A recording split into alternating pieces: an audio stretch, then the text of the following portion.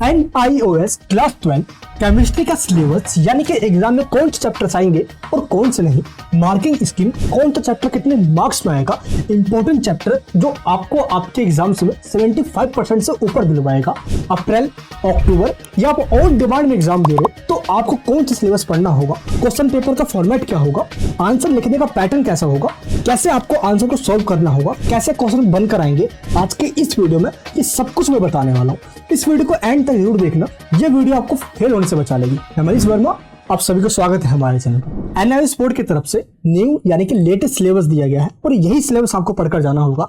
इस latest syllabus के according जो कि न्यू एजुकेशन पॉलिसी के तहत इंप्लीमेंट किया गया है, इसमें आपके ये सारे चैप्टर्स है जो आपको सिलेबस में पढ़ना है। ऐसे ही आपके first, second, third, fourth modules बनाए गए हैं और इन मॉड्यूल्स के अंदर 3-4 चैप्टर्स दिए गए हैं जो आपको पढ़ना होगा इस पूरे सिलेबस को कवर करने के लिए। NIOS बोर्ड की जब आप बुक्स देखोगे तो बुक्स में भी आपको इंडेक्स में यही चैप्टर्स के नेम मिलेंगे जो यहाँ पे आपको मैं दिखा रहा हूँ, क्योंकि यही आपके सिलेबस में चैप्टर्स दिए गए हैं। लेकिन आपके एग्जाम्स में ये सारे चैप्टर्स नहीं आएंगे, तो आपके जो एग्जाम में चैप्टर्स आने वाले हैं न्यू एजुकेशन पॉलिसी के तहत, जिसमें बताया गया है सिलेबस का बाइफरकेशन। बाइफरकेशन का मतलब होता है सिलेबस को डिवाइड कर दिया गया है। ऐसे चैप्टर्स जो एग्जाम में नहीं आएंगे उनको TMA में डाल दिया गया है। TMA का मतलब होता है असाइनमेंट्स। आपको इस तरीके से 6 क्वेश्चन दिया जाएगा और आपको उनका आंसर लिखकर NIOS बोर्ड की वेबसाइट पर सबमिट करवाना होगा, जिसके आपको 16 मार्क्स मिलेंगे। और जो 6 क्वेश्चन बनेंगे ये इन चैप्टर से बनेंगे जो आपको TMA वाले कॉलम में चैप्टर्स के नेम दिए गए हैं। इसीलिए ये चैप्टर्स आपके एग्जाम्स में नहीं आएंगे, लेकिन जो पब्लिक एग्जाम्स वाले कॉलम में चैप्टर्स दिए गए हैं ये वो चैप्टर्स है जिनमें से क्वेश्चन बनकर आएंगे आपके एग्जाम में, और यही चैप्टर्स आपको पढ़ना है अपने एग्जाम्स के लिए। इसमें जो फर्स्ट लेसन है वो है atoms, molecules, chemicals and arithmetic. इसके बाद देखिए आप सेकंड है, थर्ड नहीं है। थर्ड क्यों नहीं पढ़ना आपको, क्योंकि आप यहाँ देखिए ये थर्ड लेसन जो है वो TMA वाले कॉलम में है, इसलिए आपको ये नहीं पढ़ना होगा। आपको सिर्फ वही पढ़ना होगा जो इस वाले कॉलम में दिया गया है। और सेकंड, फिर देखिए फोर्थ है, फिफ्थ और सिक्स्थ भी नहीं है। इसके बाद 7th लेसन है, यानी कि आपको वही लेसन पढ़ने हैं जो इस वाले कॉलम में दे दिया गया है। आप टोटल लेसन देख सकते हो अपने इस वाले PDF के अंदर। ये PDF आप डाउनलोड भी कर सकते हो, उसके लिंक की डिस्क्रिप्शन बॉक्स के अंदर है। जो आपका थ्योरी एग्जाम होगा वो टोटल 64 मार्क्स का होगा। जो अपना एग्जाम अप्रैल या अक्टूबर सेशन में देने जा रहे हैं उनको सिर्फ यही वाले चैप्टर्स पढ़ना होगा। लेकिन जो अपना एग्जाम ऑन डिमांड एग्जाम्स में देंगे, जो अप्रैल एंड अक्टूबर सेशन के अलावा जिस भी मंथ में दे रहे हैं उसको ऑन डिमांड कहा जाता है। ऑन डिमांड के एग्जाम्स में पब्लिक एग्जाम्स वाले और TMA वाले, ये दोनों ही कॉलम में जितने भी चैप्टर्स दिए गए ये सारे चैप्टर्स आते हैं। तो मैं आपको यही कहूंगा, टाइम बहुत कम होता है ऑन डिमांड वाले स्टूडेंट्स के पास, बर्डन ज्यादा होगा, इसलिए आपको पहले यही चैप्टर्स पढ़ना चाहिए जो पब्लिक एग्जाम्स वाले कॉलम में दिया गया है।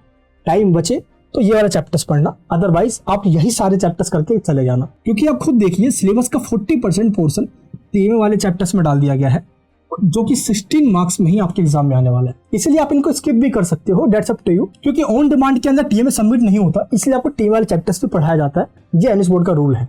सिलेबस में से कौन सा चैप्टर्स पढ़ना है और कौन सा नहीं, ये समझ जाने के बाद अब हम ये समझते हैं मार्किंग स्कीम क्या होने वाली है। दैट मीन्स कौन सा मॉड्यूल कितने मार्क्स में एग्जाम में आने वाला है और इंपॉर्टेंट टॉपिक्स क्या क्या होने वाले हैं आपके एग्जाम्स के लिए। ये बहुत इंपॉर्टेंट टॉपिक है जो अब बताने जा रहा हूँ। देखिए आपका जो फर्स्ट मॉड्यूल है some basic concepts of chemistry, इस मॉड्यूल में से आपके एग्जाम में 4 मार्क्स का क्वेश्चन आने वाला है और इस मॉड्यूल में सिर्फ एक ही चैप्टर है। ये चैप्टर आप देख सकते हो इसमें, तो आपके लिए बहुत इजी रहेगा इस मॉड्यूल को कवर करना। और फर्स्ट मॉड्यूल में से इंपेरिकल फॉर्मूला बेस्ड क्वेश्चंस आते हैं, तो आपको इसकी प्रैक्टिस करनी होगी और अच्छे से आपको इसका कॉन्सेप्ट क्लियर करना होगा। 4 मार्क्स आपके पक्के हो जाएंगे। और सेकंड मॉड्यूल में टोटल 2 चैप्टर्स, आप इनके नाम देख सकते हो यहाँ पे, जिसमें से 10 मार्क्स से क्वेश्चन एग्जाम में आएंगे। तो ये आपके लिए बहुत इंपॉर्टेंट है और इसमें भी कुछ इंपॉर्टेंट टॉपिक है जैसे कि MOT थ्योरीज वगैरह है, ये आपको लर्न कर लेना चाहिए। ये बेसिक क्वेश्चन है, ये एग्जाम में आता ही है इस वाले मॉड्यूल में से। एंड जो थर्ड मॉड्यूल है स्टेट्स ऑफ मैटर, इसमें से एग्जाम में 8 मार्क्स का क्वेश्चन आता है और इस मॉड्यूल में सिर्फ एक ही चैप्टर है और इस चैप्टर को आपको अच्छे से समझना होगा। और इस चैप्टर में से क्वेश्चन कैसे बनकर आते हैं मैं आपको एग्जांपल देता हूँ। न्यूमेरिकल्स और कुछ लॉज वाले क्वेश्चन आएंगे, जैसे कि रोल्स लॉज हो गए, हेनरी लॉज हो गए, इन टाइप के लॉज के क्वेश्चन आएंगे, तो आपको इन पर ज्यादा फोकस करना होगा थर्ड मॉड्यूल में से। मैट्रिक के जितने भी लॉज दिए गए हैं उनका कॉन्सेप्ट समझ लेना है, 8 मार्क्स आपके पक्के। इसके बाद है फोर्थ मॉड्यूल, और फोर्थ मॉड्यूल में से एग्जाम में 6 मार्क्स का क्वेश्चन आता है और इसमें भी आपको सिर्फ एक ही चैप्टर पढ़ना होता है, आप देख सकते हो। और इस चैप्टर में से जो बेसिकली क्वेश्चन जो उठकर आते हैं वो डेरिवेशन पे आता है, डिफरेंशिएट विटामिन, ऐसे क्वेश्चन काफी बनकर आते हैं फोर्थ मॉड्यूल में से। और जो आपका फिफ्थ मॉड्यूल है इसमें से एग्जाम में 12 मार्क्स के क्वेश्चन आएंगे। एंड जो आपका सिक्स्थ मॉड्यूल है इसमें से एग्जाम में 18 मार्क्स का क्वेश्चन आने वाला है। सबसे हाई वेटेज वाला मॉड्यूल आपके ये और इसके नीचे वाला है 7th मॉड्यूल, जिसमें से भी 18 मार्क्स का क्वेश्चन आने वाला है। एंड इसके बाद सबसे एंड का जो 8th मॉड्यूल है केमिस्ट्री इन एवरीडे लाइफ, इसमें से 4 मार्क्स का क्वेश्चन आएगा। और जो आपका 8th मॉड्यूल है ये सबसे आपका इजी चैप्टर है इन पूरे सिलेबस में से, जिसमें से 4 मार्क्स का क्वेश्चन आएगा और ये बहुत आसान होता है। इस चैप्टर को समझ आने के बाद अब 4 मार्क्स आपके पक्के हो गए। यहाँ पे जो हाई वेटेज मार्क्स के जो मॉडल्स दिए गए हैं, इन मॉडल में से डिफाइन द टर्म वाले क्वेश्चन आएंगे, न्यूमेरिकल्स आएंगे जिसमें आपको फॉर्मूला इंप्लीमेंट करना होगा, फॉर्मूला से आपको लर्न करना होगा, एंड रिएक्शंस आएगा, एंड कॉन्सेप्ट क्लियर करना होगा, क्योंकि कॉन्सेप्चुअल क्वेश्चन आएंगे इन्हीं वाले मॉड्यूल में से। तो ये आपका हो जाता है पूरा सिलेबस, कौन सा मॉड्यूल कितने मार्क्स में आएगा ये समझ गए हम। लेकिन अगर आपके पास टाइम कम है, ऑन डिमांड में दे रहे हो, नेक्स्ट मंथ एग्जाम में बहुत कम टाइम बचा एग्जाम में, तो जो रेड हाइलाइटर से मैंने हाईलाइट किया हुआ है, आपको उन चैप्टर्स पे ज्यादा फोकस करना है, उन मॉडल्स पे आपको ज्यादा फोकस करना है। लेकिन अगर आपका गोल जेईई देना है तो उसमें आपको 75% से प्लस मार्क्स लेकर आना है। तो इसके लिए आपको जो ग्रीन हाइलाइटर से मैंने हाईलाइट किया हुआ है, ये तीनों मॉड्यूल भी आपको कवर करना होगा। क्योंकि अगर आप देखोगे तो ये 3 मॉड्यूल सबसे हाई वेटेज वाले चैप्टर्स है। तो यहाँ पे मैंने आपको 2 कैटेगरी बताया। अगर आप सिर्फ पास होना चाहते हो तो रेड हाइलाइटर से जो मैंने हाईलाइट किया हुआ है, सिर्फ उन्हीं वाले मॉड्यूल पे ज्यादा फोकस करो। लेकिन अगर आपको ज्यादा मार्क्स स्कोर करना है तो आपको रेड के साथ जो ग्रीन हाइलाइटर से हाईलाइट किया हुआ है ये भी आपको पढ़ना होगा। यही आपका पूरा सिलेबस है। अब पीसीएम में क्या होता है कि कॉन्सेप्ट को समझना होता है, कॉन्सेप्चुअल सारे क्वेश्चन होते हैं, तभी आप उनको सोल्व भी कर पाते हो। इसी के साथ साथ जो पीवाईक्यूज है आप उनको भी सोल्व करते रहना, ताकि आपकी प्रैक्टिस भी होती चले जाए और थोड़ा कॉन्फिडेंस भी आता चले जाए। घबराना बिल्कुल नहीं है, अपने ऊपर विश्वास रखना है, आसानी से पास हो जाओगे। अब मैं आपको क्या समझाने वाला हूँ, क्वेश्चन पेपर एग्जाम में कैसे आएगा, कैसे फॉर्मेट में क्वेश्चन आपसे पूछे जाएंगे, एमसीक्यू कितने होंगे, ऑब्जेक्टिव टाइप क्वेश्चन कैसे होंगे, कैसे आपको उनको सोल्व करना होगा। तो एक बार जो एनएच बोर्ड की तरफ से गाइडलाइंस दिया गया है, एक सैंपल पेपर दिया गया है, उसी के अकॉर्डिंग आपके एग्जाम में क्वेश्चन आने वाला है। तो एक बार आपको मैं पूरा फॉर्मेट समझा देता हूँ ताकि आप क्वेश्चन को एग्जाम में इजीली कर पाओ। केमिस्ट्री का एग्जाम जो है किस टाइप का आने वाला है उसके लिए मैं एक क्वेश्चन पेपर लेके आया हूँ, जिसमें आपके 43 क्वेश्चंस आने वाले हैं, जिसको 2 पार्ट में डिवाइड कर दिया गया है, जिसे section A and section B. Section A के अंदर 1 to 16 क्वेश्चन आपके एमसीक्यूज होने वाले हैं, उसमें भी आपको इंटरनल चॉइस क्वेश्चन में मिलने वाले हैं, तो आपको और मजा आएगा। देन इसके बाद आ जाता है आपका 17 to 28 जो क्वेश्चन आने वाले हैं वो ऑब्जेक्टिव टाइप क्वेश्चन आने वाले हैं, जो 2 मार्क्स कंटेन करेंगे। ऑब्जेक्टिव टाइप मतलब क्वेश्चन होगा उसमें 2 पार्ट्स ए एंड बी करके दिए होंगे, दोनों पार्ट्स आपको अटेम्प्ट करने होंगे। ट्रू फॉल्स भी हो सकता है, पैराग्राफ मतलब पैसेज बेस्ड क्वेश्चन भी हो सकते हैं, fill in the blanks type question भी हो सकता है। अब यहाँ पे क्वेश्चंस के अंदर आपके चॉइसेस होंगे। अभी आगे देखना, मैं जिस तरीके से क्वेश्चन दिखाऊंगा आपको बहुत मजा आने वाला है क्वेश्चंस को अटेम्प्ट करने में, क्योंकि बहुत इजीएस्ट आपका सिलेबस बना दिया गया है। बी सेक्शन के अंदर 29 से 37 जो क्वेश्चन होने वाले हैं वो वेरी शॉर्ट क्वेश्चन होने वाले हैं 2 मार्क्स का, जिसमें हमारे डिफाइन द टर्म्स, कुछ कॉन्सेप्चुअल क्वेश्चन बन जाते हैं, कुछ फॉर्मूला बेस्ड क्वेश्चन जो होते हैं वो इसके अंदर आ जाते हैं। कौन से चैप्टर से आएगा ये भी मैं बताऊंगा। 30 to 50 वर्ड्स के अंदर लिखना होता है। 38 to 41 जो क्वेश्चन होंगे वो शॉर्ट आंसर टाइप क्वेश्चन होंगे, जो 3 मार्क्स कंटेन करेगा, जो 50 to 80 वर्ड्स के अंदर लिखे जाएंगे इसके आंसर। ये क्या होते हैं, जैसे फॉर्मूला बेस्ड आपके न्यूमेरिकल क्वेश्चन बन गए इसके अंदर। कुछ आप जानते हो पी ब्लॉक के क्वेश्चन रिएक्शन बेस्ड हो जाते हैं, ऑर्गेनिक के conceptual with complete the reaction वाले क्वेश्चन आपको इसके अंदर देखने को मिलेंगे। 42 से लेके 43 जो क्वेश्चन होंगे वो आपके 5 मार्क्स कंटेन करेंगे, जिसे 80 to 120 वर्ड के अंदर आंसर को आपको लिखना होगा। अब इसके अंदर कौन से होंगे, कहां से होंगे, सबसे पहले एमसीक्यू क्वेश्चन दिखाता हूं, देन सभी टाइप के क्वेश्चन हम देखेंगे। सबसे पहले हम क्वेश्चन देखते हैं, which of the following is responsible for the mass of an atom. Atom के मास का रिस्पॉन्सिबल क्या होता है। एटम के न्यूक्लियस के अंदर न्यूट्रॉन प्लस प्रोटॉन प्रेजेंट होते हैं, यही उसका मास नंबर कहलाता है, इसी को हम मास कहते हैं। तो neutron plus proton. Marking scheme पे मत जाना, मार्किंग स्कीम में आपको बहुत चीजें ऐसी भी दिखेगी जो अकॉर्डिंग टू इसके नहीं होगी। तो यहाँ पे आपको जो मैं बता रहा हूँ वो आपके कॉन्सेप्ट के अकॉर्डिंग आपको मैं बताते चल रहा हूँ। जैसे ये आया, अब मेरे को अप्रोप्रिएट आंसर मुझे ये लगा, मैंने इसे टिक कर दिया। तो आंसर शीट के अंदर लिखो क्वेश्चन नंबर 1 का आंसर सी।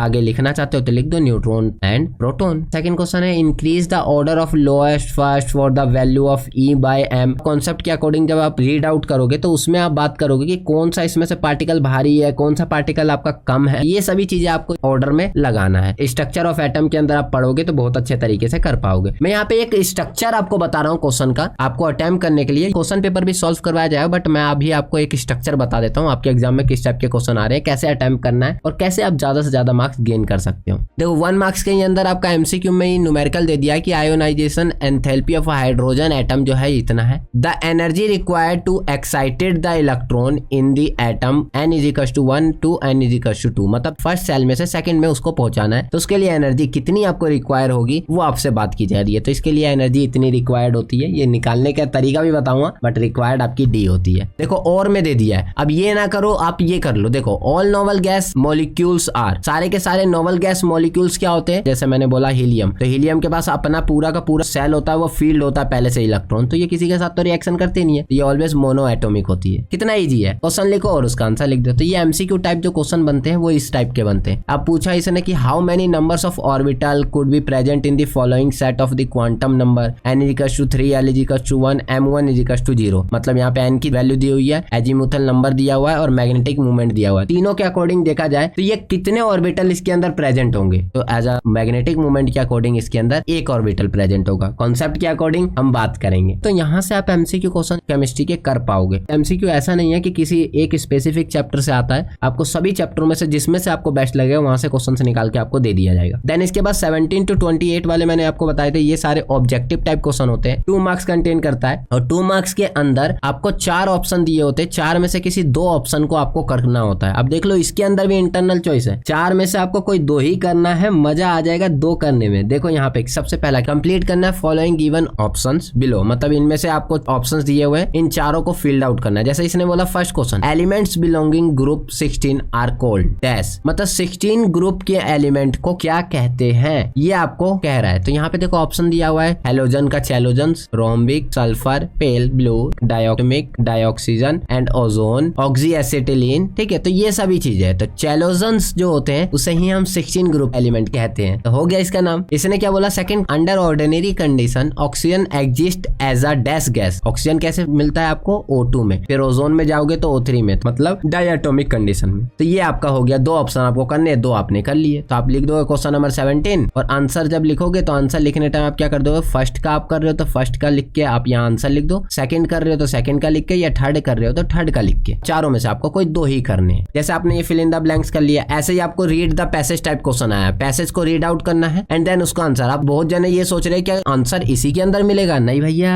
आंसर इसके अंदर नहीं है, बट ये आपको एक कॉन्सेप्ट क्लियर कर रहा है। जैसे इसने बोला the chemistry teacher was explaining the property of 2 hydride sulphur and oxygen, ये दोनों के दोनों सेम है इसलिए इनके बारे में वो एक्सप्लेन कर रहे थे। क्वेश्चन ने बोला H2S and H2O, H2S and H2O are having same hybridization, दोनों के पास सेम हाइब्रिडाइजेशन है, ये चीज बताया हुआ है। तो इसने बोला right the hybridisation state of the central atom of H2S and H2O, इसका क्या है, तो आप जान लो कि H2O जो होता है वो sp3 हाइब्रिडाइजेशन होता है, दोनों सेम है तो दोनों का सेम ही होगा। सेकंड क्वेश्चन है what are the physical state of H2S and H2O, तो इसके लिए हम पढ़ते हैं, यहाँ देखो क्या बोला है, H2S हैज इनडेफिनेट वॉल्यूम। इससे क्या पता चल गया कि H2S जो है उसकी वॉल्यूम इनडेफिनेट है, और इनडेफिनेट किसकी वॉल्यूम होती है, गैस की। While H2O has definite volume, और डेफिनेट वॉल्यूम किसकी होती है, सॉलिड और लिक्विड की। सॉलिड तो यहाँ है नहीं, हम क्या लेंगे, लिक्विड। तो इससे क्या पता चल गया, फिजिकल स्टेट इसकी लिक्विड और इसकी गैस है। अब राइट बॉन्ड एंगल की बात कर रहा है, तो इन दोनों की बात इसने डिफरेंट बॉन्ड एंगल कहा है, और बॉन्ड एंगल वो आपको पता होनी चाहिए। तो आपने 2 क्वेश्चन तो कर लिए ना, 2 ही हमें करने थे, 2 हो गए। अब आते हैं ट्रू फॉल्स के ऊपर। ट्रू फॉल्स किस टाइप का क्वेश्चन है, क्वेश्चन ने कहा write the true for the correct statement and false for the incorrect statement. 2 ही अटेम्प्ट करने हैं चारों में से। क्वेश्चन ने बोला ionic bond involve transfer of electron whereas covalent bond involve sharing of electron. आप जानते हो कि कोवेलेंट बॉन्ड क्या होता है, जब 2 बंदों के बीच में कुछ चीजों की शेयरिंग होती है तो कोवेलेंट बॉन्ड बनता है, और जब इलेक्ट्रॉन ट्रांसफर होने लग जाते हैं तो वो आयनिक बॉन्ड बनाता है। बिल्कुल राइट कह रहा है, ट्रू है ये। कितना इजी है, बस कॉन्सेप्ट क्लियर होना चाहिए, कॉन्सेप्ट पे डिपेंड करता है। A formation of dative bond involves only transfer of electron from donor to the acceptor. इसने बोला है कि जो डेटिव बॉन्ड होते हैं वो आपके ट्रांसफर ऑफ इलेक्ट्रॉन से होते हैं डोनर से एक्सेप्टर तक। बिल्कुल राइट बोल रहे हैं, ट्रू है ये भी। तो ये हो गया। अब इसके आगे करना चाहते हो कर लो, वरना 2 ही तो हमें करना था, 2 हो गए। अब इसमें कंप्लीट द सेंटेंस आपको पता चल गया, जैसे मैंने अभी ऊपर बताया सेम वैसे ही आपको इसको भी करना है, कंप्लीट वाला क्वेश्चन। फिर ये भी कंप्लीट द सेंटेंस वाला, ये fill in the blank type question. फिर रीड द पैसेज दोबारा आ गया, ये आपका पॉलीमर चैप्टर से आया है। रीड द पैसेज अब दोबारा आया हुआ है, ये आपके P ब्लॉक और D ब्लॉक से उठ के आया, F ब्लॉक से उठ के आया। F ब्लॉक के बहुत ज्यादा इंपॉर्टेंट क्वेश्चन बनते हैं। अब देखो आपका मैचअप आया हुआ है और मैचअप के अंदर आपका क्वेश्चन कहाँ से आया, ये आपका डायरेक्ट कंप्लीट द रिएक्शन है। रिएक्शन के टाइप्स दिए हुए हैं, आपको मैचअप करना है। आपको रिएक्शन पता होगा तो आप मैचअप बहुत इजीली तरीके से कर लोगे और इन 4 ऑप्शन में से कोई सा एक ऑप्शन आपको बताना है, बता सकते हो। अब जैसे 25 क्वेश्चन आए, कंप्लीट द फॉलोइंग रिएक्शन, इसमें से किसी 2 को अटेम्प्ट करना है। अब कैसा है, जैसे PD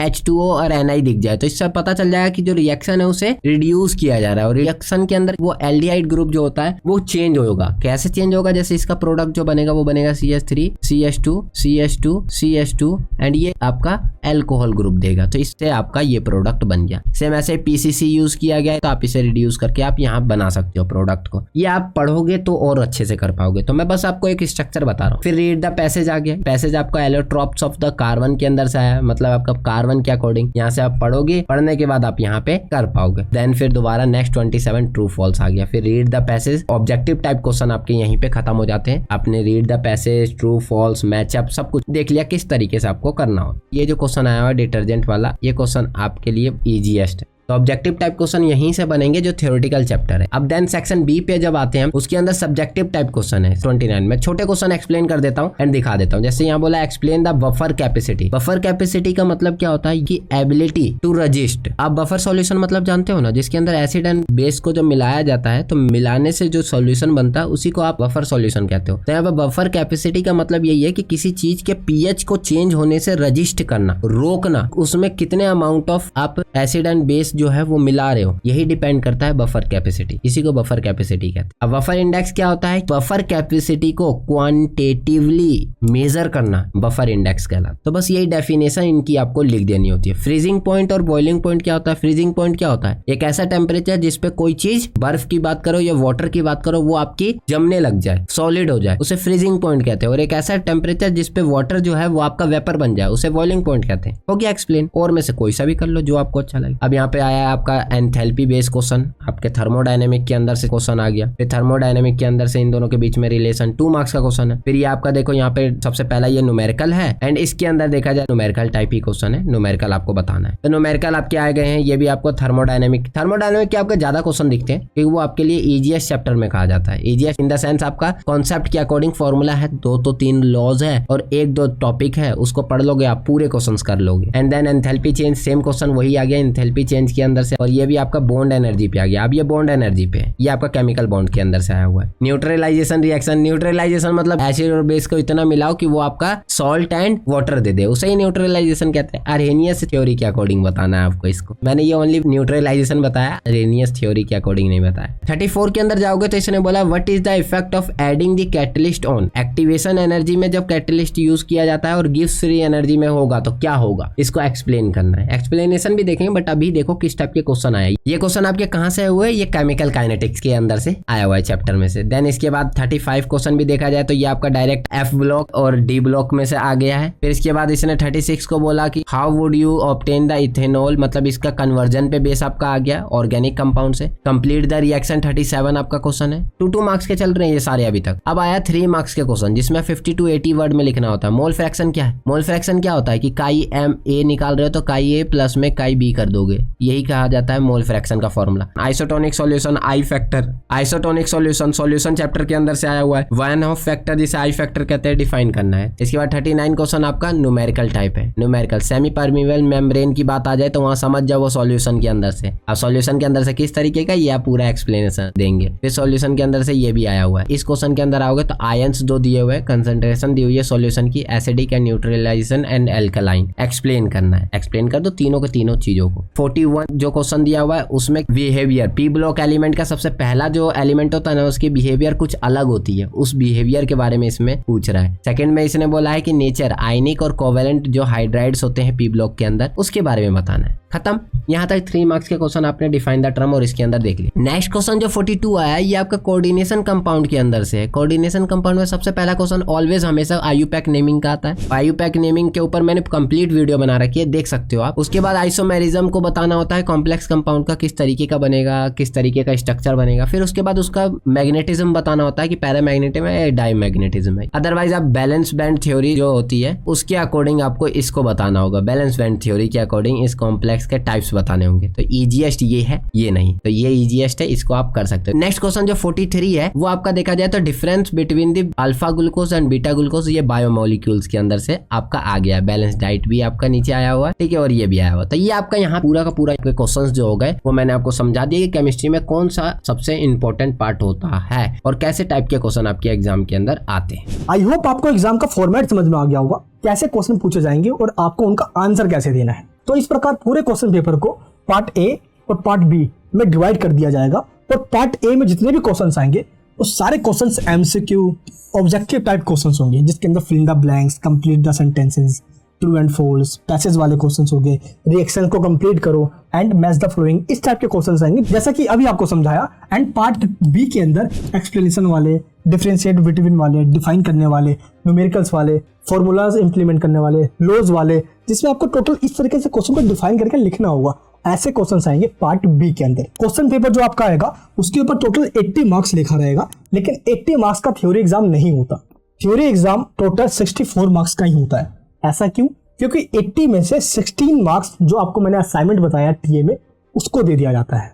तो 80 में से 16 मार्क्स टीए में के हो गए और 16 मार्क्स माइनस करने के बाद जो 64 बचा, यही आपका होता है थ्योरी का मार्क्स। तो 20 मार्क्स का होता है आपका प्रैक्टिकल। तो इस प्रकार 64 और 16 हो जाते हैं आपके 80 और 80 और 20 हो जाते हैं आपके 100। तो 100 में से ही आपको मार्क्स मिलेगा, डोंट वरी। लेकिन आपको 80 में से पास होने के लिए 27 मार्क्स लेकर आना होगा सेपरेट थ्योरी के अंदर, और प्रैक्टिकल में पास होने के लिए आपको 20 में से 7 मार्क्स लेकर आना होगा सेपरेट। यानी कि आपको थ्योरी और प्रैक्टिकल दोनों में सेपरेट पास होना होगा। ये मैंडेटरी है, तभी आपको पास माना जाएगा। जो स्टूडेंट्स साइंस बोर्ड में एडमिशन लेते हैं जेई या नीट के लिए, उनको पास करवाते हैं। पिछले 10 ईयर से हम यही काम करते आ रहे हैं। हमारा जो स्टडी सेंटर है ये एनएस बोर्ड का ऑथराइज्ड फैसिलिटेशन सेंटर है। हमारा काम होता है प्रॉपर आपको गाइडेंस देना, आपका एडमिशन करवाकर आपको पास भी करवाना। अगर आपने एडमिशन नहीं लिया तो आप कॉन्टैक्ट कर सकते हो। अगर आप एग्जाम में पास होना चाहते हो तो आप हमारी ऑनलाइन क्लासेस ज्वाइन कर सकते हो। ऑनलाइन क्लासेस में ज्वाइन होने के लिए लिंक जो डिस्क्रिप्शन बॉक्स में दिया गया है। बूस्टर में रिकॉर्डेड और प्रीमियम में लाइव क्लासेस होती है, और आप ये क्लासेस घर बैठे कहीं पे भी ज्वाइन कर सकते हो और इस तरीके से क्लासेस लेकर एग्जाम्स के अंदर पास हो सकते हो। बाकी आपको मैंने लिंक दिया नीचे डिस्क्रिप्शन बॉक्स के अंदर सोल्ड प्रैक्टिकल का, सोल्ड असाइनमेंट यानी कि टीएमए का क्वेश्चन जहां से आप देख कर लिखोगे उनके आंसर्स को, एंड नोट्स का जिसके अंदर मोस्ट इंपोर्टेंट क्वेश्चन दिए गए विद आंसर के साथ। लिंक नीचे डिस्क्रिप्शन बॉक्स में आप उसको डाउनलोड कर सकते हो। एंड कई लोग सिर्फ वीडियोस को देखते हैं लेकिन वो सब्सक्राइब नहीं करते। प्लीज चैनल को सब्सक्राइब कीजिए। ऐसे वीडियोस को बनाने में बहुत मेहनत लगती है, जो वीडियोस आपको पूरे यूट्यूब पर कहीं नहीं मिलेगी, क्योंकि हमारा काम होता है आपको प्रॉपर एंड ऑथेंटिक इन्फॉर्मेशन देना और एग्जाम के अंदर पास करवाना। ये वीडियो कैसे लगी नीचे कमेंट बॉक्स में बताइए, और प्लीज इस रेड बटन को दबा के चैनल को सब्सक्राइब कर लीजिए। मैं मिलूंगा नेक्स्ट वीडियो के अंदर। प्यार और मोहब्बत बनाए रखना। मैं प्रभु से कामना करता हूँ आपको उज्जवल भविष्य के लिए। जय हिंद, जय भारत।